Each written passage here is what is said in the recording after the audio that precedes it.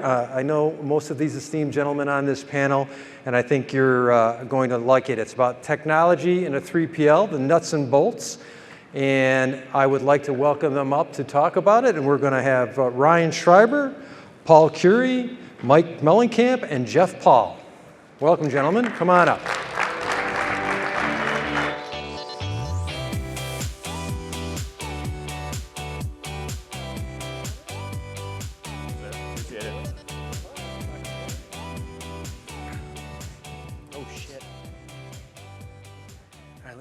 Too, in case I got to come up with these, bring back these prompt questions that I had.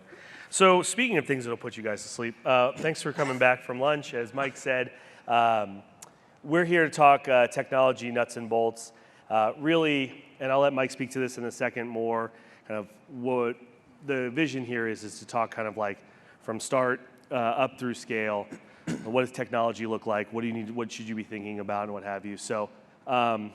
We'll do some introductions really quickly. Actually, Mike, why don't you kick it off, and you can kind of explain to the folks here kind of what the vision for the panel was. Yeah, sure. I'm Mike Mellencamp. I'm Vice President of Strategy and Projects at Tucker Company Worldwide, oldest privately held freight brokerage. And my role is over operations and IT. So I am your prototypical non-IT IT manager, really responsible for synchronizing strategy with business and IT, ensuring we're putting the right products in place for our team to be effective. When the TIA Technology Committee sat down and thought about this conference, we wanted to bring something to our membership to help them think through how they're going to get from start to scale. There's a ton of enthusiasm around the technology and the vendors that are here, but we recognize that there's companies here that are anywhere from 2 people to 2,000 people or more. That's a huge swath or huge range of company size. So we put this panel together to try to share some best practices that if you're just starting to get into technological innovation, what bottlenecks should you be looking out for? What foundations do you need to have in place? What should your thought process be as you approach it? And all the way up to scale, what options are out there for companies as far as build versus buy, or outsourcing or insourcing? So that's kind of the purpose of this panel today. Yeah, and kind of if anybody was here for the Shark Tank, Jordan Graff from Highway kind of said, hey, qualifying or validating a carrier that's 2 trucks or 1 truck is a lot different than 50 trucks, and the same is true. Kind of based on the size of your business, what do you need from tech? What should you be thinking about? By the way, like what you shouldn't be thinking about, which is some of the stuff we'll talk about. So, so I'm Ryan Schreiber. I'm with a company called Metaphora. We are a consulting firm that focuses on transportation, logistics, and supply chain. Some of what we do is tech strategy, and my background is as a freight broker. I started my career at Echo Global Logistics. I've started a few freight brokerages before we joining Metaphora, including a venture-backed tech company. So these are problems that I certainly have faced myself, and that I see every day working with smaller brokers all the way up through some of the biggest names in the industry. So I'm certainly excited to hear what they have to say and share a little bit about what I see. But Paul, why don't you do a quick intro? Yeah, I am Paul Curie from Kingsgate Logistics. I am a solutions architect there. Kingsgate is about $120 million 3PL with about 60 employees. So that's relatively our size. And then kind of give more background, I joined our tech team. Originally at Kingsgate, I was the accounting manager for 3.5 years, then a business analyst, and now a solutions architect. So we'll probably dig into a little bit more on that as we continue the discussion, but that's me. Jeff? Yeah, Jeff Paul with Simple Logistics out of the Chicagoland area. We're a small to mid-sized broker, kind of focusing on the food service space. Prior to Simple, I was in government banking in Chicago, and then came over and kind of took over some tech and finance at Simple. And, so I kind of going to throw some financial numbers at the tech evaluation.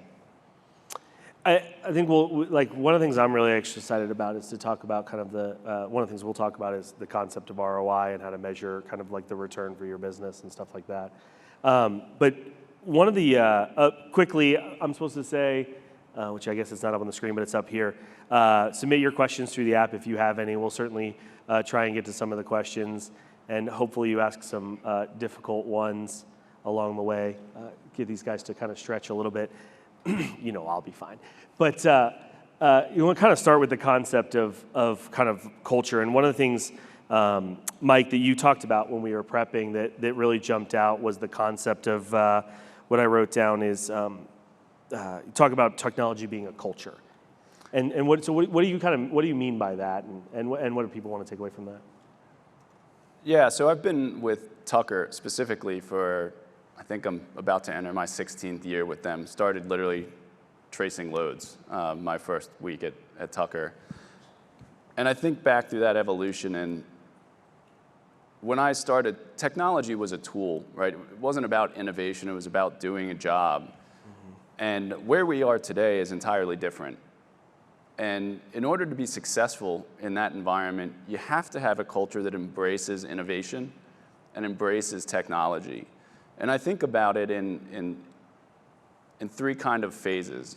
You often hear implementation, right? Are you good at implementation? Can you do it? Well, then it went from implementation to adoption.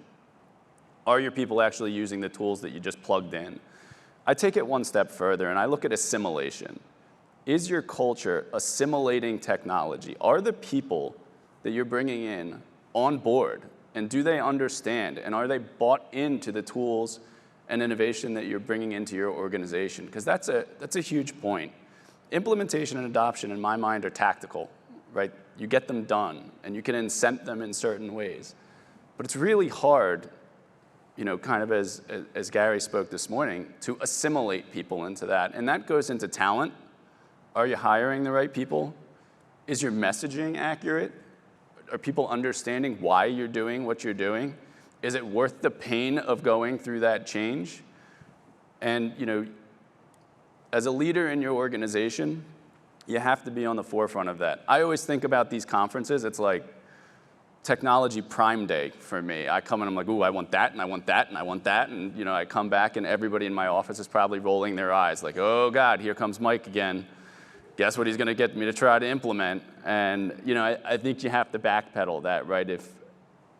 That's the great part about this conference is you get so much innovation in one place in a short amount of time. It's overload, but you have to think about where that synchronizes with your business strategy and where you're going to get that ROI. And honestly, what your people can handle, right? What brings value to them?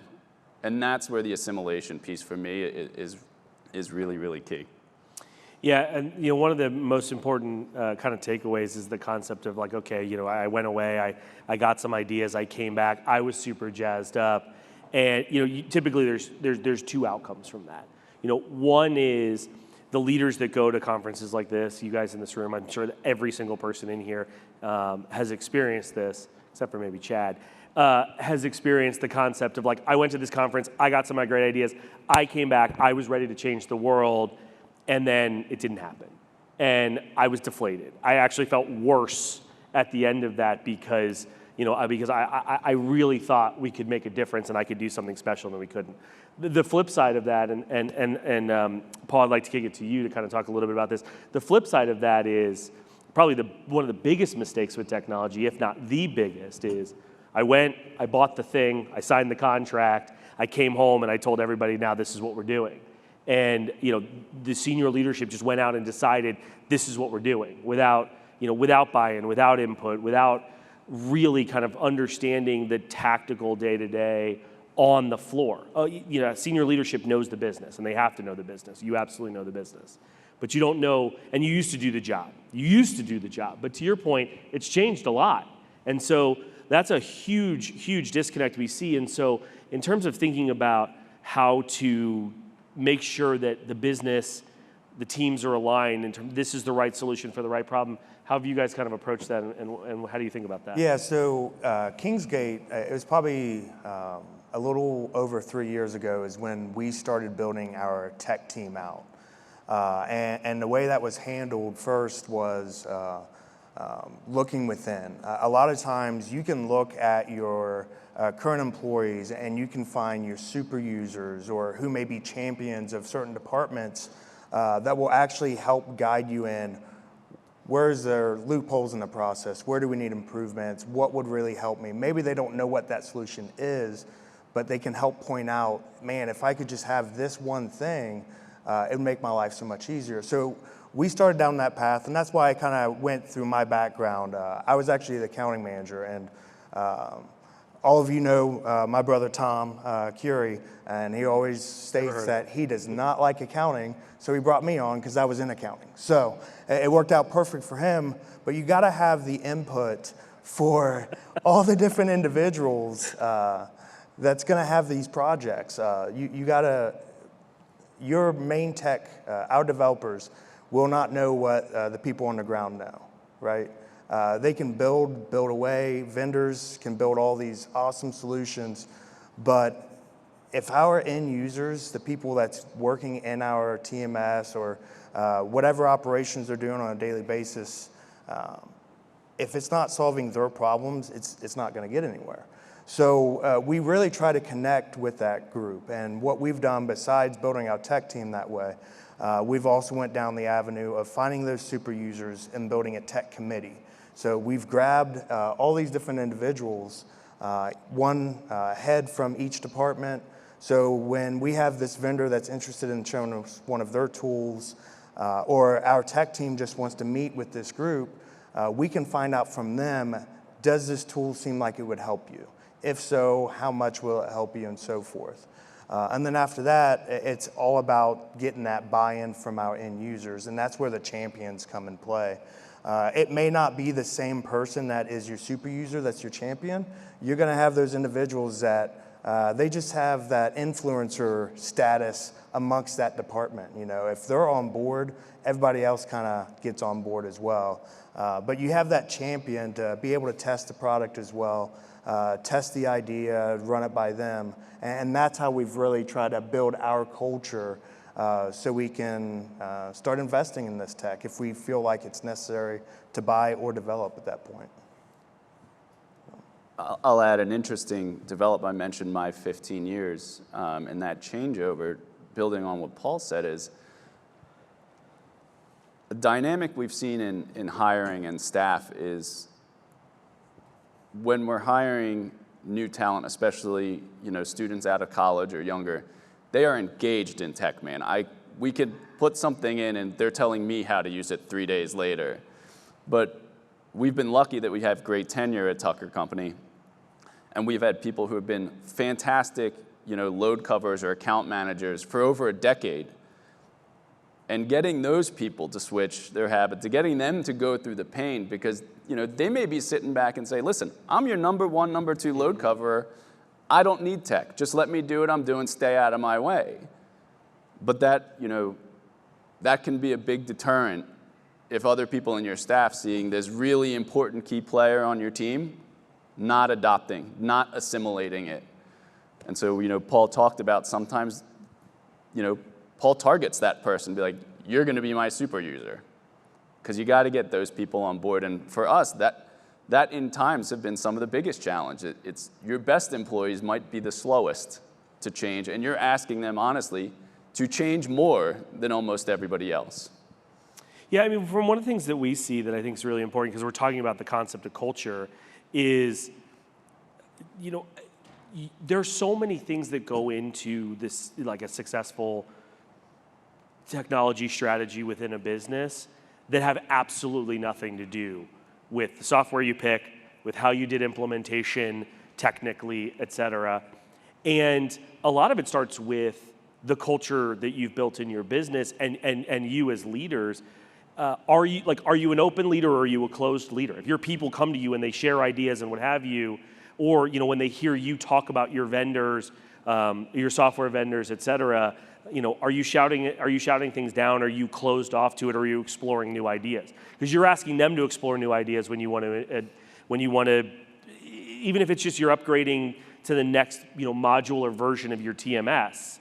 Even if it's just that, you're asking them to take on something new and be open to that. And so are you exhibiting that yourselves is genuinely one of the core pieces that's really missed in what makes a company successful in terms of going along a technology journey versus ones who kind of stick.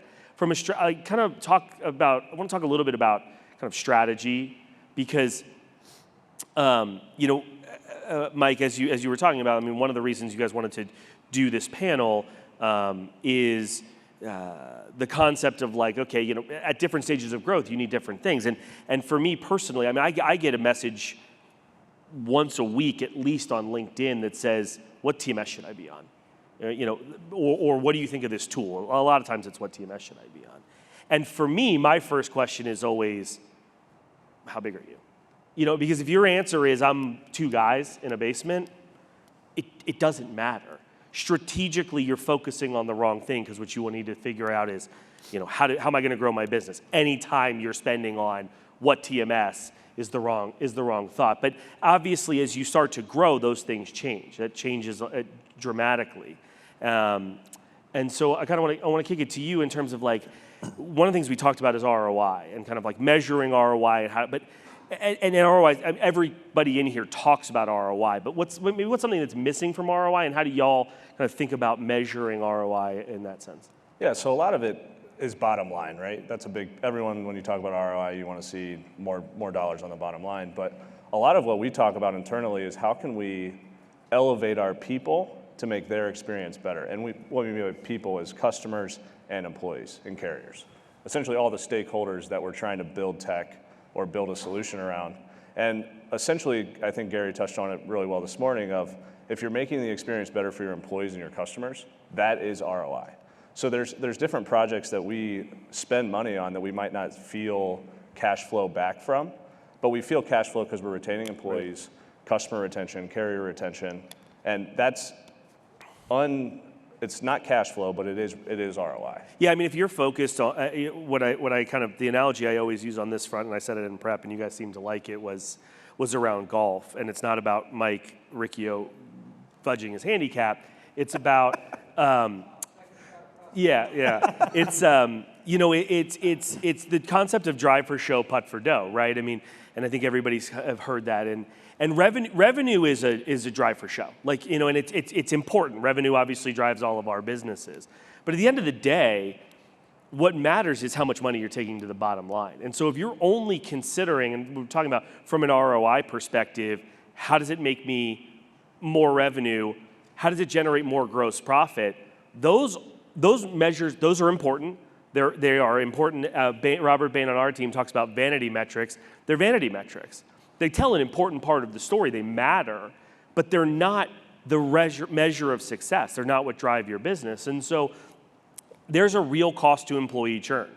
There's a real cost to customer churn.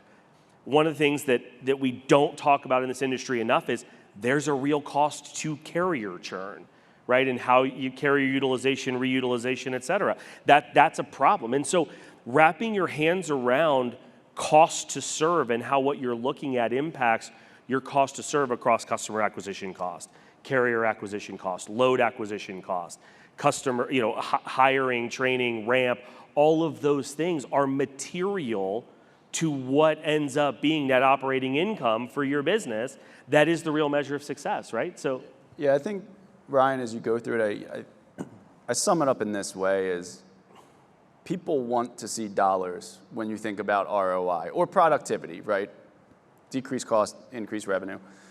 I think if you're going to purchase a piece of software, you have to carefully think about what your KPI is, how you're going to measure it, and when you're going to measure it. Right? You can't measure, if you measure a month after you implement, good luck. Maybe you don't want to measure your KPI until a year from now, when you've given yourself the time. And maybe that measure isn't quantitative. Maybe it's, to Jeff's point, carrier satisfaction.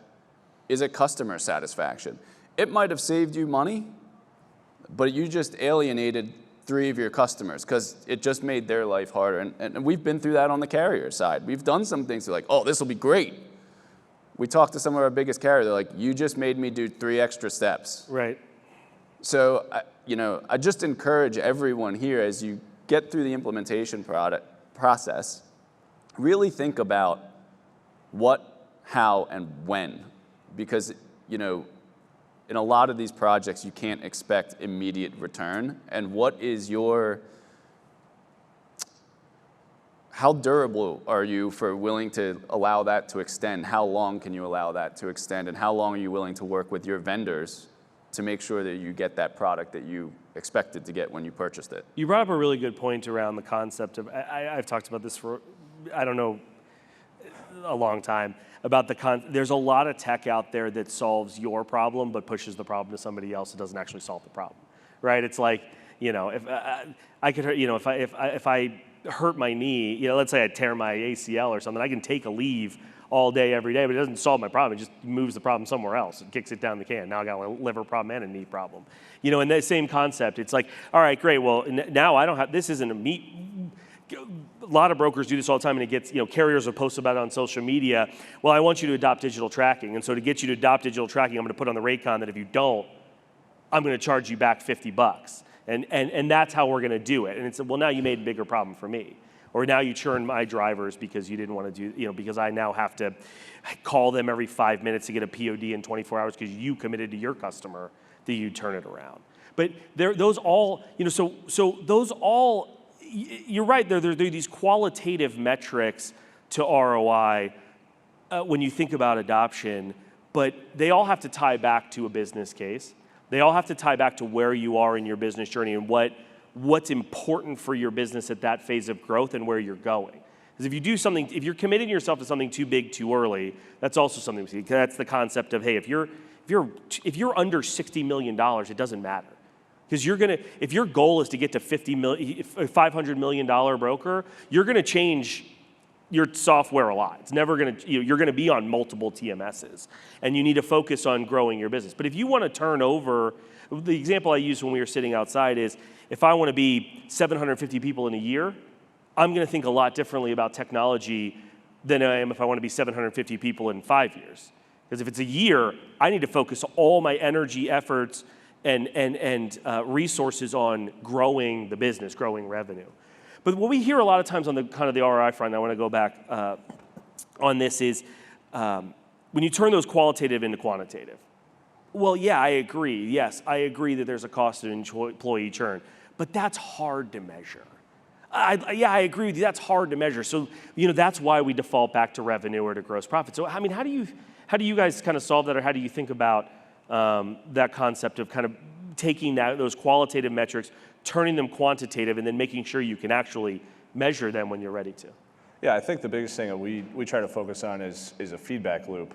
So what Mike's talking about of when do you measure your ROI, 6 months, 12 months, 18 months, it's tough to say when's the right time to do it, right? But I think the best thing that you can do is open up the feedback loop to your employees or your customers or carriers, and then when they're giving you the feedback, make adjustments on the fly.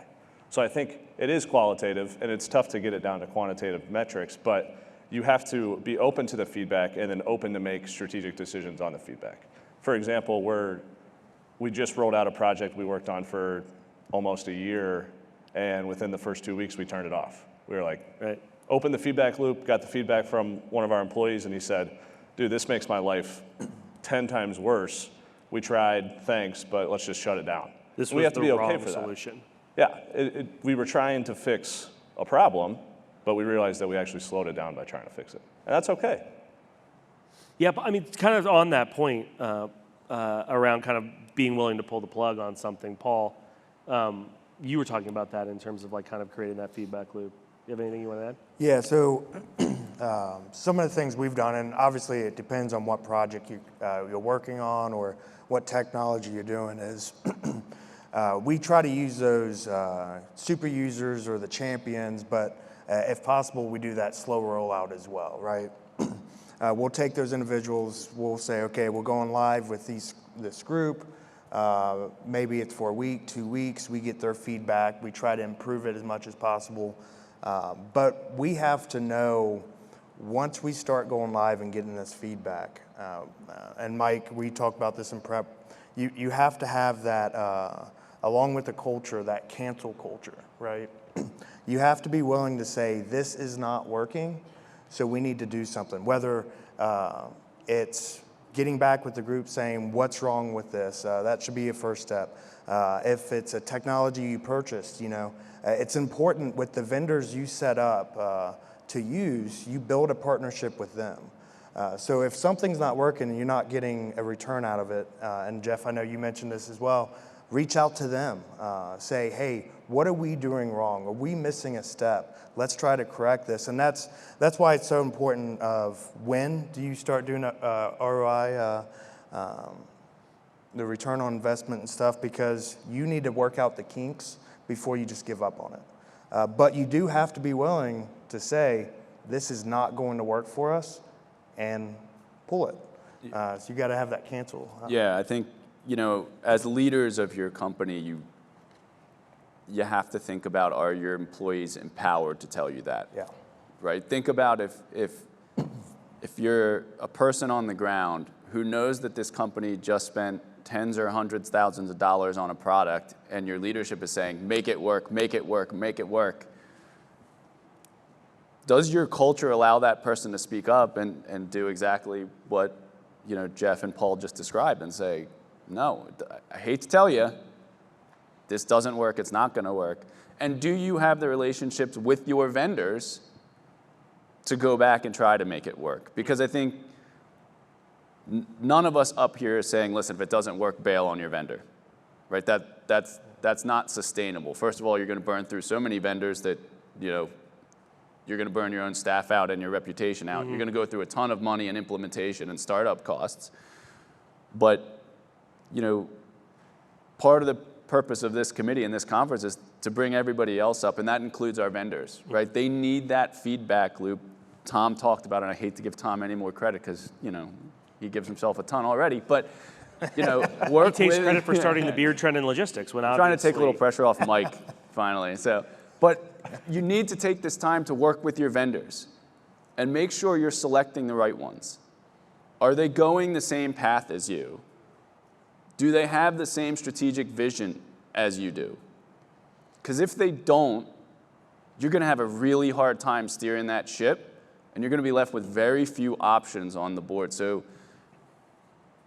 I said there's a lot of excitement about, the vendors and the options that are out there. But take the time up front. Do your homework. Find out what their end game is. Do they have an end game? Is that in the space that you want to be working in? And I think the other part that I say goes hand in hand is, Paul's describing it, you need a business leader in your IT department. Right, that's me. I couldn't tell you how to do most things in IT, but I sure as heck know what our company is trying to achieve, and it's my job to make sure our IT department is, in line with that, supporting it and strengthening it, putting us in a better position. The same thing goes with your vendors. So if you take the time internally, take the time with the people in this room, the people with booths, behind us, and make sure you have the right people. Yeah, I mean, you talked about doing the work up front, and one of the things that we see missed a lot in companies that kind of make those wrong steps is there's a step before doing the homework on your vendors, which is doing the homework on yourself, right? I mean, Peyton Manning would watch tape on himself to get better. He self-scouted, and there is an element of this that, like, if a tech product, a tech project, whatever it is, fails in your business, you can certainly blame the vendor, which is what most people end up doing. But you failed somewhere along that process too, because you didn't self-scout. So either, what do you need from a vendor? Where do you fall on this adoption curve? And the adoption curve of kind of technology doesn't just mean how mature the solution is. It's how mature that organization is to be able to support you, right? To give you customer success, to do implementation, and how much of it's going to be on your team to figure that out, right? And so those are all important considerations. And if you got sold something, that's on you. And so doing like that kind of retro of, hey, how did this go wrong? Where did this go wrong? So you just you guys did a year-long implement. You spent a year building something, rolled it out. 2 weeks later, you pulled the plug on it. That's a massive failure. right? I mean, like, all offense in the world. No, you know, but it was like this is, we pulled you up here to tell you we're going to let you go. But, you know, so but that's big, right? There's material, there are material implications of that, not just for money, but also, I mean, your team, right? Your team probably looks at it and says, oh man, can we try, you know, they start to question some of the decisions, et cetera, right? I don't need to keep telling you how bad you guys did. But what I'm driving at is, okay, so, you know, you're going to retro that. How do you think about kind of like taking a look at that and saying, all right, where did we go wrong? And how do we make sure that the next time we're making one of these decisions, it doesn't go that direction again? Yeah, and I think the biggest thing for us was in that 2 weeks where it failed, we were taking notes as to why it failed. And we went back to our vendor that helped us build this out. And we're now back in the sandbox of, okay, well, this is where we went wrong. How are we going to fix it? And let's try again in another 6 months whenever we get these bugs rolled out. And it was funny, I got a message from the guy that told me it didn't work. He goes, hey, is there any way we could try that out again? Because I'm bogged down again. So the solution still needs to be made. Right. And we're still working it through. But I think we didn't give up, like Mike said. We didn't go to our vendor and say, hey, this didn't work. We're not paying your invoice, go away. Yeah. Can you actually send me my money back? Yeah. That'd be great. No, we are now working with them to try to kind of iron it out and really get it back to a point to where we feel comfortable rolling it back out. Yeah, I mean, it's because it's always moving, right? Like it's one of the things too that kind of has come up in this is, you know, this concept that the right solution, it may not be the right time, it may be too early, it may be too late, right? And then just because it was the right solution at some point doesn't mean that it continues to be the right solution. So, you know, that comment around like when do you look at ROI? It's kind of when do you start looking at ROI and how often do you go back to it? Because you're going to need to, we talked earlier about kind of making mistakes and pulling the plug. Like if you're not ready to make a mistake, you're not ready to do any of this. And you're ready to make mistakes in other parts of your business, right? And you know that. You'll hire a sales leader who doesn't work out and you'll let her go. But you won't, you know, but technology seems a little bit scarier. And that's all starts, you know, it does, that's what part of the reason it starts with the self-scouting. And one of the other things that I wanted to kind of chat about is on the ROI front before we maybe kind of move on from that is this concept of technology isn't kind of in a vacuum. It exists in your business and your business may need to change to get the most out of whatever it is you're trying to accomplish. You know, humans are driven by incentivization, right? And incentivization doesn't just mean compensation. Think about I would imagine most people have seen Office Space. It's my favorite example of, you know, I have 3 bosses. So my only incentive, like if I make a mistake, I got to hear from 3 people. My only incentive is to not get hassled. That incentive way outweighs anything I'm going to get paid or what have you. And so making sure that you're driving the right behavior, not driving the wrong behavior. Jordan talked about driving digital adoption. Part of driving digital adoption is making sure that you're driving carriers towards your digital platform. One of those ways to do that is making it easier. Another way to do that is to make sure that your internal users are incentivized to drive them toward digital adoption. And so, you know, one of the biggest mistakes we see, it's not an elixir, it's not an easy button, and that's why kind of as you scale your business, and we can move on to maybe talking about scaling quickly, is as you scale your business, this is a constantly changing thing, and it starts with, what do I want to accomplish? How do I build my business to accomplish that goal? How do my teams need to be structured? What's my process need to be like? Who do I need on the bus? And so one of the things we talked about in prep, and I'll let whoever take this, whatever they want, as you're scaling, kind of how do you think about who you need on the bus and who you need on those teams? Maybe Paul, because you're the one with the customer, with the team. Yeah, so when it really starts to come to scaling, we've at Kingsgate taken a few different approaches.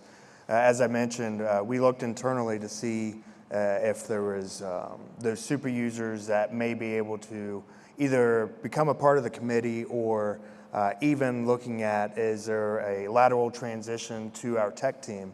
And that's what Kingsgate did with myself to do that. But at the same time, you know, depending on where you are at your company, we've also outsourced to some of the sources out there to get a developer that way. It didn't start out that way. It was actually just a help desk, and they showed the interest. Man, I would really love to start the coding and everything. And we gave him one project, and he ran with it. did outstanding, and we made the switch. For us, we've kind of tried to always look internally, but we've never kept ourselves in that box, right? It's all about, especially with Tom and all his crazy ideas he always gives us, looking out there to say, hey, what's these other avenues we have to get the resources we need? Do we buy it, do we build it? And I know that's one of the discussions we had before. Or is it a hybrid? When we start looking at that, we say, does a vendor's product get us 75% there, 85% there, but they have the tools to be customizable, like APIs, as so many of them's already mentioned, where it's like, hey, our tech team may only need to spend X amount of time to get it over the finish line, and it's worth our time and effort to pay for that product. So we've kind of, we dice it up every situation, and really it comes down to how much time we have, when do we want this to go live to be beneficial, what value it's going to bring, and that's when we start really looking at our project list and say, hey, does our staffing need to grow? Do we need to outsource, or what avenue do we want to go? Yeah, I actually was just about to go to some of the questions that were in here, and somebody brought up buy versus build, which is great. And I like what you said, is that it's a hybrid, right? It's a hybrid both in terms of time, like buy now, build later, right? And because your point about time to value, I think was really important, right? I mean, I'm going to get incredible value from this thing, so buying's going to get time to value faster, but it's not everything I need or everything I want, right? And so so there's a time element to it too. But to your point about it being hybrid, it is absolutely a spectrum. The way we talk with our customers about it is, on full buy, full build, there are trade-offs with either one of those. If you're full, if you are full buy, as you scale up your business, kind of depending on where you are, there are competitive implications to that. Mike, you talked about this in prep about the concept of, if you're buying it, means it's off the shelf. There's a lot of other people that have it. So your competitive differentiator has to be somewhere else. It might need to be an operating model or process. On the other end of the spectrum, you're at a commercial disadvantage. You're spending all of your money on building things, not all of your money, you're spending a lot of money on building things. That money's not there for something else. So maybe talk to that concept of that spectrum. Yeah, when I go down that path, I think about what your company is trying to achieve. If you're a differentiator in the marketplace, if you're trying to differentiate yourself and your product to your customers, you may still buy something off the shelf, but what are you going to do with it? Mm-hmm. Right? You can't just buy something that every other broker out there can buy and plug it in and say, yep, now we're different. Now we're better. So what are you going to do with that is different? How is it going to make the product to your customer better, or your carrier, or your employee? So that's where I go, right? If you're a cost leader, then you need to be looking at products that are going to increase productivity and lower cost. But if you're selling a differentiated service, you need to synchronize the products that you're looking at that will enable you to continue to differentiate. Mm-hmm. And you need to be willing to put that time and effort in to make that product better, not off the shelf. Obviously, if you're building, you're naturally building a different product. You're not going that way. So, again, there are brokerages in this room that range in massive, size differences and capability differences. So you need to make the right decision for your company. You need to know your core capability, what your core value is to your customers, and you need to exploit that to the best of your ability. If IT is not your core competency, the chances are you're not going to probably try to build too much, right? I'm glad you used the word competency too, because you also have to think about buying and building competencies, right? And so, like, for instance, you're building competencies within your business that are core functions: carrier, procurement, customer sales. And then, there are some competencies within your business that maybe aren't core. So there are lots of buy-build decisions in here. We're going to build a solution, but we're going to buy outside help to do that, which you were talking about earlier. We're going to buy an off-the-shelf solution, but we're going to build some of the competency in-house to maybe do, the development on top of it. But it's, we're going to maybe buy integrations, and so that it's a moving part. So, I'd like to keep to you and maybe talk about how you think about, because you guys, it sounds like you've done all of those. You bought, you've built in-house, you've built out of house. How do you all think about what the right levers are? Because it's one of these questions. How do you think about what the right levers are to say we're at the right maturity scale index, or hey, this is a competency we want in-house and we're gonna do? Yeah, I think a lot of it goes to where your business strategy is. Are you in a place right now where you're growing? Like you said earlier, do I want 750 people next year, or do I want that in 5 years? And I think that's a big part for us. Is we were in a major growth phase, so it was kind of like, we don't have time to build this in-house. We need a solution now. Let's buy it and then build on top of it with our people.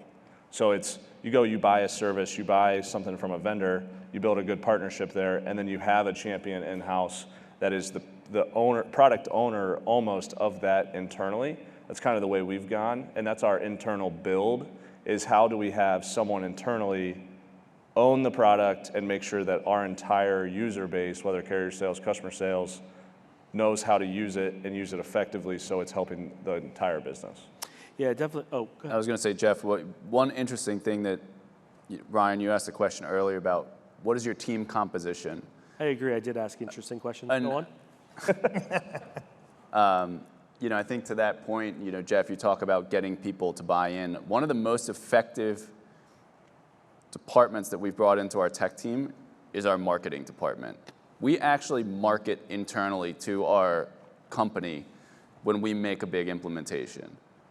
And just the different perspective that they will help you understand about what you're saying is incredibly important.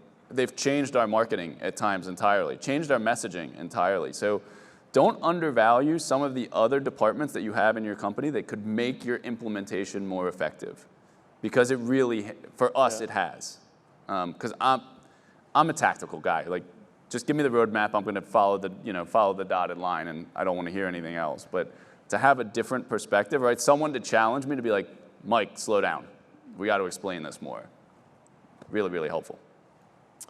Yeah, there's a question in here that I was going to skip over that was kind of about change management, and kind of like how you think about doing that, because to your point about driving adoption and bringing marketing into the fold. And what are some, like, maybe just quick hitters in terms of what's maybe pick the one thing, the top thing that you guys do internally to make sure that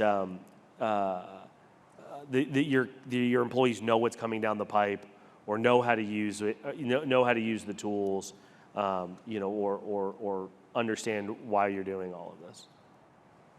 I think one thing for us is we try to open the door to kind of what the process looks like. We do a lot. We'll do some company stand-ups where we'll showcase the tech that we've either brought on or we're about to bring on, and we'll show the back end of. No one has any idea what they're looking at, but they realize, oh, that's the process that quotes our freight, and that helps some buy-in of, okay, I see it go from point A to point B. I try to slow it down as much as possible for them so they can see the whole process.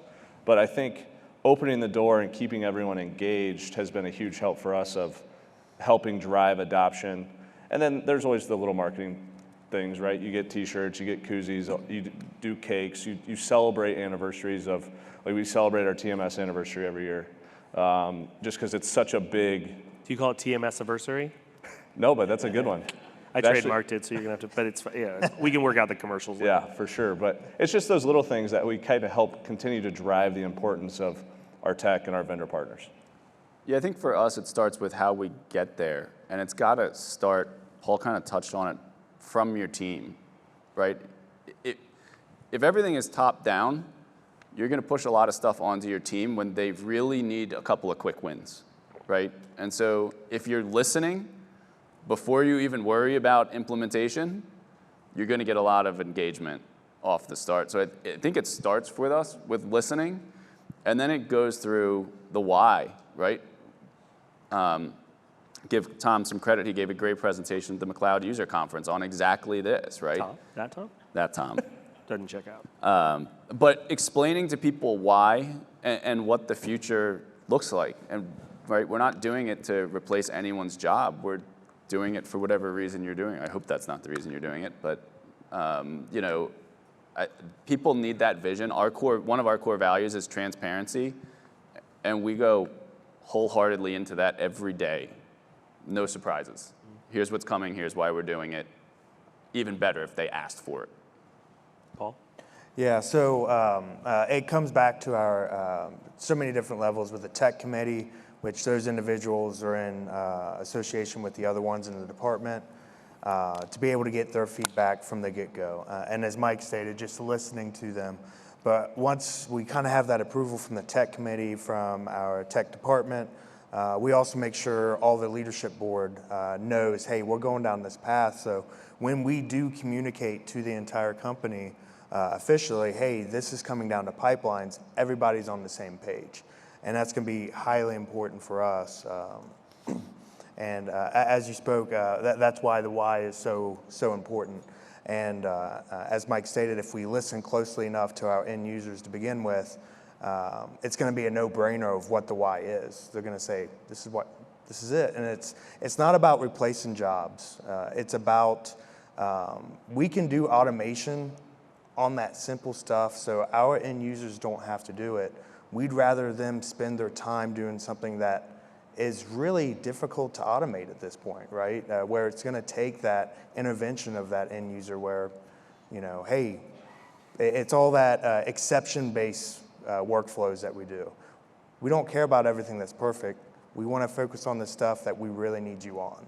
And that's a lot of times the why, and our users get that because of getting it from them to begin with. I'm going to make one more plug. One of the best resources you will have in any implementation is all the people sitting in this room. Yeah, 100%. Yeah. Network, network, network. I have stopped projects because of things I've heard, and I have started projects I never thought I would have started because of things I've heard. Yeah. This group, make friends, ask questions. People have probably gone through or are going through the same challenge you're going through, and they probably have some pretty sage advice for you. Yeah, I'm really glad you guys talked about the why, because it's just a big, it's a big thing that I would have said. What I would say is retrain. So training isn't an event. Like, it's not something that happened. You know, okay, hey, I showed you how to use this tool. Like, that's game over. Like, I don't understand why you don't understand how to use it. You have to you have to be retraining on things. I mean, you certainly can't be pulling your people off the floor every day, or every month or whatever it is to like do all this is retraining, but definitely finding a way to work in, okay, I showed you this, it's confusing, you've used it a little bit, now we're going to bring you back and we're going to train you again. And one of the keys about training is layering things on. If you try and throw the kitchen sink at somebody, by the way, whether that's tech training or new hire training or whatever it might be, you try and throw the kitchen sink at them day one, none of it's going to get retained. And so that's a really important thing. We've got 2 minutes left, so I'm going to give everybody basically 30 seconds on, like, what's the number one thing you want people to kind of take away from this, if nothing else? Well, I'll start off. The number one thing I would say is focus within who you have right now, right? You heard it from the beginning speaker about how many good ideas are out there. Your employees, the people on the ground in each department knows what the problems are. Focus on that and do not hesitate to reach out to your TMS provider or your other vendors, because I know for us at Kingsgate, we were probably only using about 50% of our TMS before we started this. And it's like, hey, we already have the solutions, we just need to implement. Yeah, for me, it's get your culture in order before you try to do anything. I mean, I think you have to, and culture to me is people in the right places with the right mindset, ready to, as I said, assimilate into what you're trying to do. If they're not there, then you're not ready. You'll just spend a lot of money and frustrate a lot of people. So. Yeah, and I would say from my seat, financial aspect is you're going to spend money, and you have to be ready to analyze your money, realize what you're spending, and really try to get a true ROI, whether it's money or efficiencies or stakeholder satisfaction. You have to go in with knowing I'm going to put money on the table, but it might not be just cash that I get in return, but I want to provide something that gets stakeholder return. I think from what there's a couple of things that I want to say, but I'm going to stick to my rule of one. I'm the one who prompted the question. And from what we've seen, great people, great process, that's going to trump great tech decisions. And so knowing yourself, knowing your business, knowing your goals, reevaluating that, and then using that to drive technology is the biggest thing, because your people are going to be what gets you where you want to go. And I love technology. I'm a huge advocate of technology, but your people are still going to get you where you want to go, at least for the time being, at least for the next few years. And tech needs to augment that. And then you because you're going to have to change more than just the software. If you change your TMS from one to another, that's not going to solve all your problems. You're going to need to look at your operations, your business, your people, your process, your incentivization to really get transformational change. And so it is, I know this is about tech nuts and bolts, but for us, what we counsel on is it is more than the technology. And if you're not ready to make those other changes, you're also not ready, it's going to be incremental change with some of these other things.